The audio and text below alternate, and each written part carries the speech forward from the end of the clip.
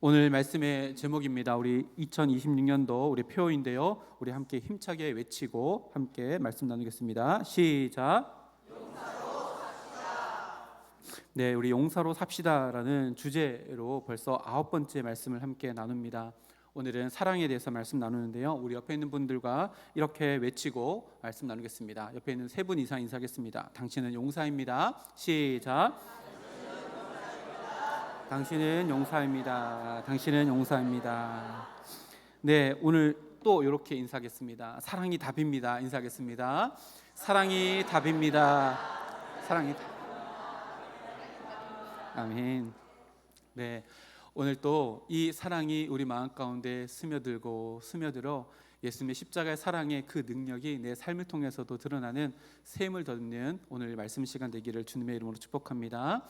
우리 지난주에 하나님의 아가페 사랑의 세 번째 스펙트럼이었던 시기하지 않는 사랑에 대해서 함께 말씀을 나눴습니다. 시기하는 마음, 시기심은요, 우리의 모든 사람들을 경쟁자로 만든다라고 함께 말씀을 나누었고, 그리고 시기하는 마음은 우리의 인생의 구도를 경쟁 구도로 바꾸어 버린다라고 이렇게 함께 말씀을 나눴습니다. 그리고 이 시기하는 마음의 뿌리는 우리 마음 가운데 있는 죄성이다 라고 이렇게 함께 말씀을 나눴습니다. 그래서 하나님의 아가페 사랑을 가지고 있는 사람들은요, 싸움의 대상을 헷갈리지 않습니다. 세상 사람들은 싸움의 대상을 경쟁자인 상대방으로 두지만 하나님의 아가페 사랑을 가지고 있어서 시기하지 않는 사랑을 가진 자는 자기 마음속에 꿈틀거리고 부글부글 끓어올리는 자기 마음의 시기심과 싸운다라고 이렇게 지난 시간 함께 말씀을 나눴습니다. 지난 한 주간 동안 어떠셨는지요? 싸움의 대상 잘 고르시고 잘 싸워 오셨지요? 내 마음속에 있는 시기심과 싸우고 상대방과는 싸우지 않는 것이 하나님의 아가페 사랑의 스펙트럼의 빛을 비추어 나가는 것입니다. 오늘 또 그 사랑의 빛이 우리의 삶 가운데 더 크게 충만하게 비춰져 나갈 수 있도록 날마다 우리의 마음과 생각을 하나님께 맡겨드리는 우리 모두가 되기를 소망합니다. 지난주에요, 이 시기하지 않는 마음, 사랑에 대해서 말씀을 다 나누지 못해서 오늘 그 뒷부분을 조금 나누고 오늘 말씀으로 들어가도록 하겠습니다. 자, 시기하는 마음, 이 마음이요, 이면을 보면 마치 동전의 양면처럼 앞면과 뒷면이 함께 있는 것처럼 이 시기하는 마음의 이면에 무엇이 있을까를 생각해 보면 지금 나의 상황과 나의 처지에 대해서 만족감을 느끼지 못하는 결핍의 마음이 이 시기하는 마음 뒤편에 딱 붙어 있다, 이면이다 라고 이렇게 이야기할 수 있습니다. 내 마음 가운데 결핍이 있기 때문에요, 상대방을 경쟁자로 만들고 인생을 경쟁 구도로 만들고 내 마음 가운데 결핍함을 채워나가고 또 이것을 무시하기 위해서 우리는 시기하는 마음을 사용한다는 것을 알게 되어집니다. 그러면 반대로 표현해 보면요, 내 마음속에 시기하는 마음이 없다는 것은 무엇을 의미할까요? 우리는 타인을 경쟁자로 만들고 또 삶의 구조를 경쟁 구도로 만드는 것에서 해방되어서 하나님의 아가페 사랑을 가지고 있다는 것을 말할 수 있습니다. 정리해 보면요, 하나님의 아가페 사랑의 스펙트럼인 이 시기하지 않는 사랑을 품고 살아간다는 것은요, 하나님 안에서 나의 있는 이 모습 이대로를 만족하며 살아가는 마음이다 라고 하는 것을 이렇게 표현할 수 있습니다. 이 만족하는 마음을 가만히 생각해 보면 우리가 너무나도 잘 아는 말씀 한 구절이 떠오릅니다. 바로 다윗의 고백이지요. 우리가 너무나도 잘 아는 고백인데 앞에 화면에 있습니다. 읽어보겠습니다. 시작. 여호와는 나의 목자시니 내게 아멘. 너무나도 잘 아는 말씀이지요. 이 말씀, 내게 부족함이 없다라고 고백했던 이 다윗의 마음이 하나님의 아가페 사랑의 스펙트럼이었던 시기하지 않는 마음이라는 것이 새삼 느껴지는 고백입니다. 사도 바울도요, 신약성경 곳곳에 자족하는 마음, 시기하지 않는 하나님의 아가페 사랑에 대해서 많이 표현했습니다. 그 중에 유명한 구절 하나가 있는데요, 빌립보서 4장 11절에서 13절 말씀입니다. 제가 읽어드릴게요. 내가 궁핍함으로 말하는 것이 아니니라. 어떠한 형편이든지 나는 자족하기를 배웠노니 나는 비천에 처할 줄도 알고 풍부에 처할 줄도 알아. 모든 일 곧 배부름과 배고픔과 풍부와 궁핍에도 처할 줄을 아는 일체의 비결을 배웠노라. 내게 능력 주시는 자 안에서 내가 모든 것을 할 수 있느니라. 아멘. 이 사도 바울의 자족의 고백도 하나님 아가페 사랑의 스펙트럼이었다는 것을 우리는 또다시 보게 되어집니다. 사도 바울은요, 디모데에게도 권면을 할 때 하나님 안에서의 만족한 삶을 살아가라 라고 권면하면서 디모데 전서 6장 6절에서 8절 말씀에도 이렇게 권면합니다. 그러나 자족하는 마음이 있으면 경건은 큰 이익이 되느니라. 우리가 세상에 아무것도 가지고 온 것이 없음에 또한 아무것도 가지고 가지 못하리니 우리가 먹을 것과 입을 것이 있은즉 족한 줄로 알 것이니라.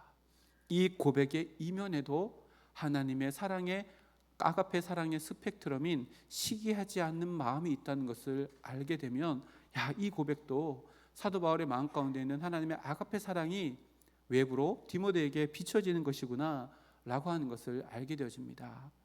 반대로 한번 생각해 볼까요?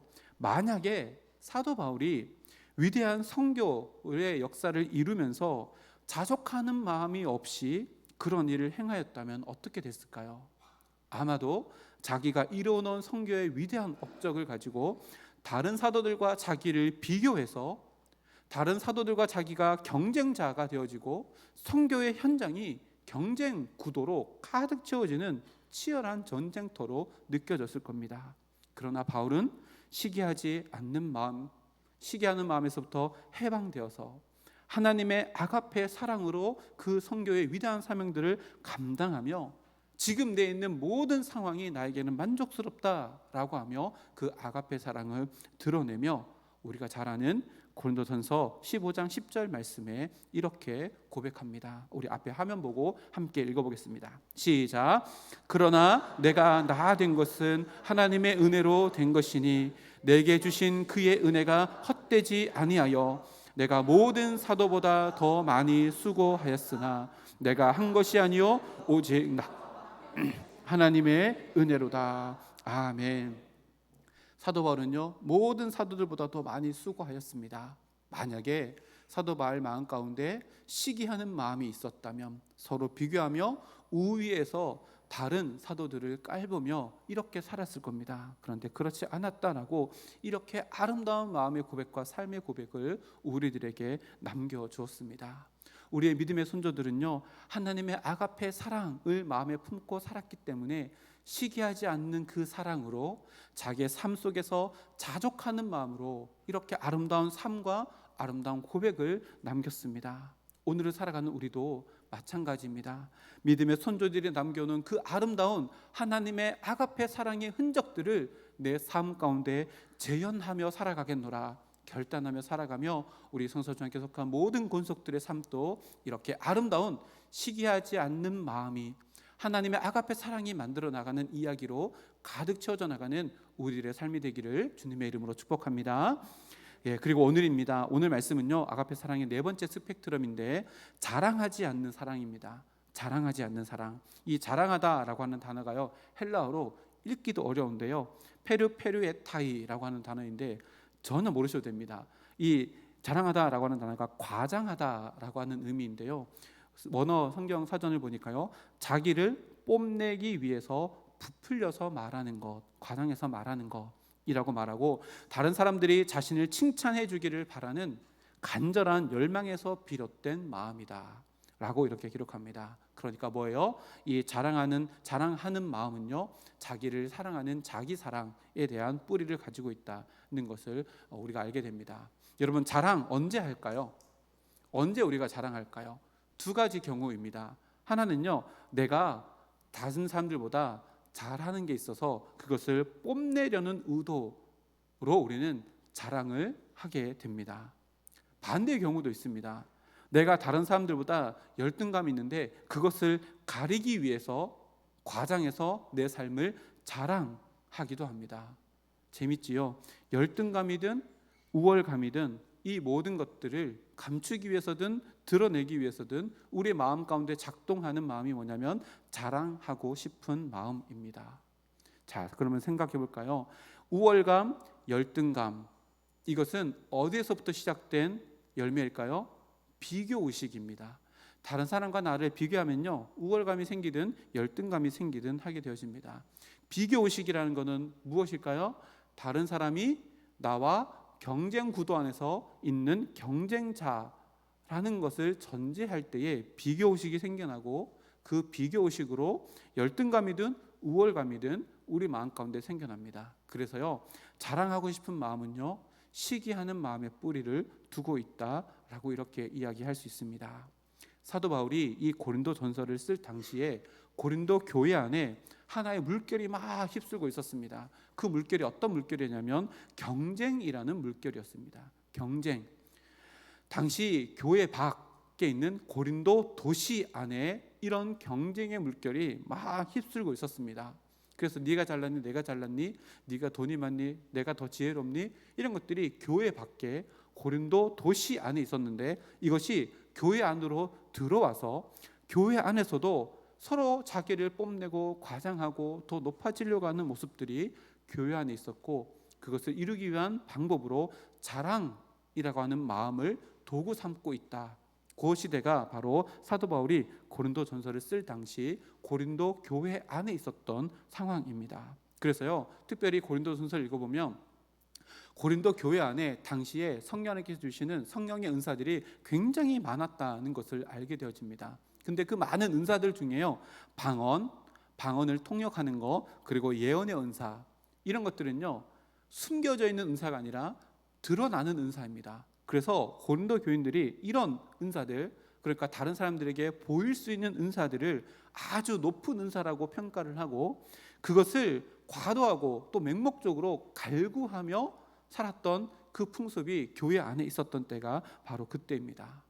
그러나요, 하나님께서 은사를 주시는 것은요, 개인적인 위상을 높이거나 개인적인 명예를 위해서 준 것이 아니라 교회에 덕을 세우고 또 주님의 몸된 교회를 더욱더 든든하게 세워나가기 위해서 성령 하나님께서 각 사람 한 사람 한 사람마다 은사를 허락해 주시는데, 그래서 이것은 하나님의 선물인데, 고린도 교회, 당시 고린도 교회 사람들은요, 그 존귀한 은사를 그저 자기의 명예와 인기를 높이는 대로 도구로 전락해 버리는 모습이 고린도 교회 안에 있었습니다.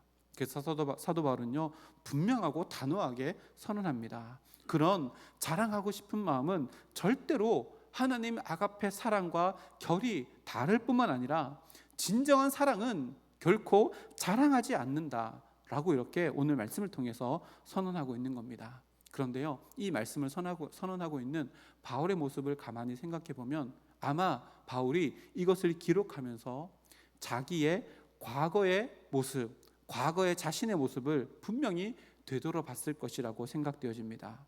왜냐하면요, 사도 바울도 자기 자랑에는요 일가견이 있는 사람이었습니다. 왜 그럴까요? 예수를 만나고 난 이후에 완전히 바뀌어졌지만, 예수님 만나기 전에는 자기 자랑을 위해서 인생을 달려갔던 사람이 바로 사도 바울이기 때문입니다. 사도 바울의 고향이 어디일까요? 길리기아 다소입니다. 다소라고 하는 도시는요, 로마의 지배권이 있는 자유의 도시였습니다. 큰 도시인데요, 이 다소는 교통과 상업의 중심지였습니다. 그리고 학문의 도시라고도 일컬어졌습니다. 당시 로마의 학문의 도시라고 하면 아테네나 알렉산드리아 정도로 알고 있지만, 그에 못지않게 다소라고 하는 동네는 많은 철학과 학문들이 성행했던 곳입니다. 그래서 많은 학자들이요, 사도 바울이 아주 글을 쓸 때 논리적인 수사법에 의해서, 그리고 많은 박식한 지식을 가지고 쓸 수 있었던 것은 사도 바울의 고향이 다소, 곧 학문의 도시였기 때문에 그렇다라고 이렇게 보기도 합니다. 그런데 바울은요, 그렇게 좋은 도시인 다소를 떠났습니다. 그러면 왜 사도 바울이 그렇게 좋은 도시 고향 다소를 떠났을까요? 사도 바울의 꿈꾸고 있는 꿈이 다소에서는 이룰 수 없었기 때문입니다. 사도 바울의 꿈이 뭐였을까요? 유대인으로서 최고의 율법 학자가 되는 것이 사도 바울의 꿈이었습니다. 그래서 그 좋은 다소를 떠나서 유대교의 메카인 예루살렘으로 이동한 겁니다. 그리고 예루살렘으로 간 것뿐만 아니라 거기에서도 가장 최고의 스승인 가멜리엘, 문화생으로 들어가서 그 밑에 배우게 됩니다. 그것도 모자라서요, 사도 바울은 당시 유대교에서 이단으로 취급받았던 예수님을 믿는 사람들을 옥에 가두는 데에 공신력 있는 공회원의 허가를 받아서 또 다른 자기의 자랑거리가 될 실전에서의 이력을 하나 추가하기 위해서 다메섹으로 가는 발걸음도 주저하지 않고 걸어가는 사람이었습니다. 보세요, 바울은요, 태어나면서부터 바리새인으로 훌륭한 가문에서, 그리고 지금은 예루살렘에서 최고의 석학으로 문화생으로 교육받고 있을 뿐만 아니라 더불어 최고의 행동파 실력자로 자랑거리가 무궁무진한 인생을 살아갔던 사람이 바로 사도 바울입니다. 그런데 자신의 자랑거리를 추가하기 위해서 떠난 그 길 위에서 누구를 만나요? 예수님을 만납니다. 그리고 예수님을 만나고 난 이후에 완전히 인생이 바뀌어졌습니다. 자기가 지금까지 자랑거리라고 여기며 그 자랑거리를 자기 인생에 가득 채워나갔던 사도 바울이요, 그 모든 자랑거리가 다 배설물이고 나는 이제 죄인 중에 괴수라고, 죄인 중에도 가장 악랄한 죄인이라고 고백하는 자기 인식으로 삶이 완전히 바뀌어졌다는 것을 우리는 알게 되어집니다. 그 유명한 사도 바울의 고백을 보면 빌립보서 3장 7절에서 9절 상반절까지 말씀인데요, 제가 읽어드리겠습니다. 화면 보고 눈으로 한번 따라오시면 감사하겠습니다. 그러나 무엇이든지 내게 유익하던 것을 내가 그리스도를 위하여 다 해로 여길 뿐더러 또한 모든 것을 해로 여김은 내 주 그리스도 예수를 아는 지식이 가장 고상하기 때문이라. 내가 그를 위하여 모든 것을 잃어버리고 배설물로 여김은 그리스도를 얻고 그 안에서 발견되려 함이니. 아멘.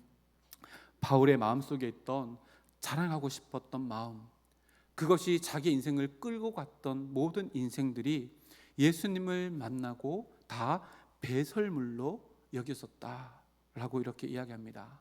제가 말씀을 이렇게 준비했는데요, 오늘 임마누엘 찬양대에서 이 찬양을 하는 거예요. 그래서 제가 계속 눈물이 나가지고요 지금도 자꾸 눈물 나는데, 십자가 앞에 서니까요 다 바뀌었습니다.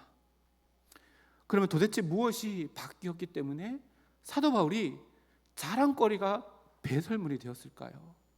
무엇이 바뀌었기 때문에? 제가 이렇게 기록해 봤습니다. 사랑거리가 바뀌면 자랑거리가 바뀝니다. 앞에 화면 보고 한번 따라해 볼까요? 화면 띄워주시면요, 네, 따라하겠습니다. 사랑거리가 바뀌면 자랑거리가 바뀝니다. 이해하셨지요? 사랑하는 대상이 바뀌면요, 자랑하는 대상이 바뀝니다. 사도 바울이 예수를 만나기 전 사랑했던 것이 뭐예요? 자기 자신입니다. 그러니까요, 자기 자신 안에 있었던 자랑거리가 될 만한 이력들을 자랑했습니다. 근데 예수를 만나고 나니까요, 사랑하는 대상이 바뀌었습니다. 내가 아니라 나를 사랑해 주시는 예수님이 너무 사랑스러운 겁니다. 그래서 자랑거리가 바뀌었는데 무엇을 자랑했을까요? 주님을 자랑했고 십자가를 자랑했지요. 이 말을요 또 다르게 표현하자면 이렇습니다. 우리는 자신이 사랑하는 것을요 자랑하며 살아갑니다. 내가 사랑하는 것을요 자랑하며 살아갑니다. 바울이 하나님의 아가페 사랑을 몸소 보여주신 예수님을 사랑하기 시작하자 자랑거리가 바뀌기 시작했습니다. 예수님을 사랑하게 되니요, 자신의 자랑거리였던 그 모든 것들이 오히려 미움거리가 되었고 도리어 부끄러운 것이 되었다라고 빌립보서를 통해서 우리들에게 이야기합니다. 왜냐하면 사도 바울은 그 자랑거리를 통해서는 이제 더 이상 내가 사랑하는 예수님의 고상한 지식을 아는 자리에 나갈 수 없다는 것을 깨달았기 때문에 그렇습니다. 그래서 예수님을 만난 이후에 바울의 자랑한 것은요, 자기 자신을 사랑하는 예수님을 더욱더 사랑할 수 있는 것들을 자랑하며 살아갔습니다. 내가 예수님께 더 가까이 나아갈 수 있는 것들을 자랑하며 살아갔는데요, 첫째는 뭐냐면 자신의 약함입니다. 고린도 후서 11장 30절 말씀에 보면 내가 부득불 자랑할진대 내가 약한 것을 자랑하리라. 왜요? 그 약한 것 때문에 내가 진짜 사랑하는 예수님께 내가 더 가까이 나아갈 수 있기 때문에 나는 나의 약함을 사랑한다, 자랑한다 라고 이렇게 이야기하고요. 두 번째로는 사도 바울이 자랑했던 것, 갈라디아서 6장 14절 말씀인데 앞에 한번 읽어볼까요? 그러나부터 시작. 그러나 내게는 우리 주 예수 그리스도의 십자가 외에 결코 자랑할 것이 없으니. 아멘. 사도 바울이 예수님 만나고 난 이후에 자랑하는 것은 십자가였습니다. 십자가를 묵상하는 것을 자랑했습니다. 왜 그랬을까요? 십자가를 묵상하며 묵상할수록 나를 사랑하시는 주님께로 나를 이끌어 가고 있다는 것을 깨달았기 때문에 그렇습니다. 보세요. 우리가 사랑하는 것이 바뀌어져 나가면 자랑하는 것이 바뀔 수 있다라고 사도 바울이 삶을 통해서 우리들에게 이야기합니다. 이것이요 하나님의 아가페 사랑의 네 번째 스펙트럼인 자랑하지 않는 사랑입니다.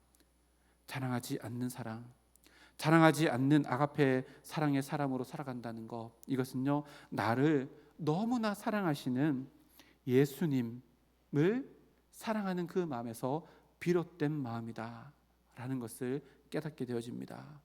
이 사랑의 스펙트럼의 하나하나를 살펴볼 때마다 계속해서 우리들에게 말씀하신 게 뭐냐면, 이 하나님의 아가페 사랑의 하나하나의 속성은 아무리 내 마음속을 뒤져도 발견할 수 없고 발굴해낼 수 없는 사랑이라는 것을 계속해서 우리들에게 말씀합니다. 오직 하나님의 사랑이 내 안에 부어질 때에만 오늘 이 네 번째 하나님의 아가페 사랑의 스펙트럼인 자랑하지 않는 사랑도 내 안에서 넘쳐나게 된다는 것을 다시금 깨닫게 됩니다. 다시 한번 따라해 볼까요? 앞에 화면에 있습니다. 아가페 사랑은 발굴하는 것이 아닙니다. 하나님께서 부어주시는 것입니다. 네, 사도 바울은요 자기 자랑을 위해서 인생을 발굴하며 막 살아갔습니다. 근데 예수님 딱 만나고 나니까요 아니었어요.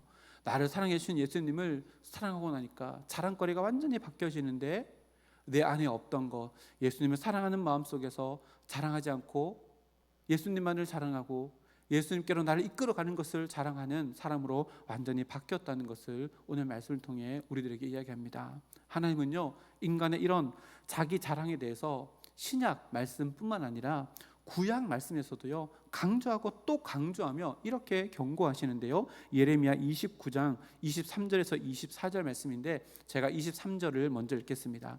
여호와께서 이와 같이 말씀하시되 지혜로운 자는 그 지혜를 자랑하지 말라. 용사는 그 용맹을 자랑하지 말라. 부자는 그의 부함을 자랑하지 말라. 이 말씀에 보면요 보세요. 지혜로운 자는요 자기 지혜를 자랑할 수밖에 없습니다. 자기를 높이는 통로가 되기 때문에 그렇습니다. 용사는요 용맹함이 있으면 자랑거리가 됩니다. 부자는요 돈이 많은 것이 자랑거리가 됩니다. 근데 그렇게 하지 말라라고 말씀하시며 하나님께서 24절 말씀 가운데 이것을 자랑하라 라고 말씀하시는데 우리 함께 읽어보겠습니다. 시작. 자랑하는 자는 이것으로 자랑할지니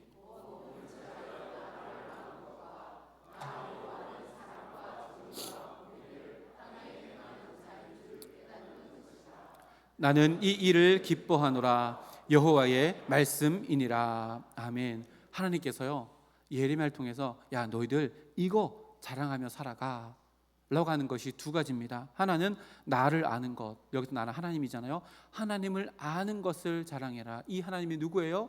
나를 사랑하신 하나님입니다. 어떤 사랑으로요? 아가페 사랑으로 나를 사랑해 주신 하나님을 자랑해라. 이것을 자랑하라고 첫 번째 말씀하고, 두 번째 보면요 어떤 걸 자랑하래요? 그 하나님이 어떤 하나님이신지를 자랑해라. 하나님은 사랑의 하나님이시며 정의 하나님이시며 공의를 이 땅에 행하시는 하나님이라는 것을 자랑하며 살아가라. 이런 자랑은 내가 기뻐하는 것이다 라고 예레미야를 통해서 우리들에게 이야기합니다. 우리들의 입술 가운데 이제 자랑거리가 있다면 바로 이것, 나를 사랑해 주신 아가페 하나님을 자랑하고 그 하나님이 어떤 분이신지를 자랑하며 살아갈 수 있는 우리의 삶이 되기를 주님의 이름으로 축복합니다. 그런데요 구약 성경에요 이것보다 더 무서운 자랑에 대한 마음의 경고의 말씀이 있습니다. 앞에 화면에 있는데요 제가 일부러 3절 4절을 바꿔서 이렇게 기록해 놨는데 4절 말씀을 먼저 읽고 3절 말씀을 읽도록 할게요. 4절 말씀 먼저 읽어볼까요? 시작. 그들이 말하기를 우리의 혀가 이기리라. 우리의 입술은 우리의 것이니 우리를 주관할 자 누구리요 함이로다. 자, 4절 말씀에 그들이, 이거는 세상 사람들인데, 세상 사람들이 이렇게 말합니다. 야, 혀가 내 건데, 입이 내 건데 내가 주관하는 거지, 내 마음대로 할 수 있지 라고 이야기하지만 3절에서 다윗이 뭐라고 선포하면, 3절 말씀 읽겠습니다. 시작. 여호와께서 모든 아첨하는 입술과 자랑하는 혀를 끊으시리니. 혀를 끊으신대요. 뭐하는 사람에게요?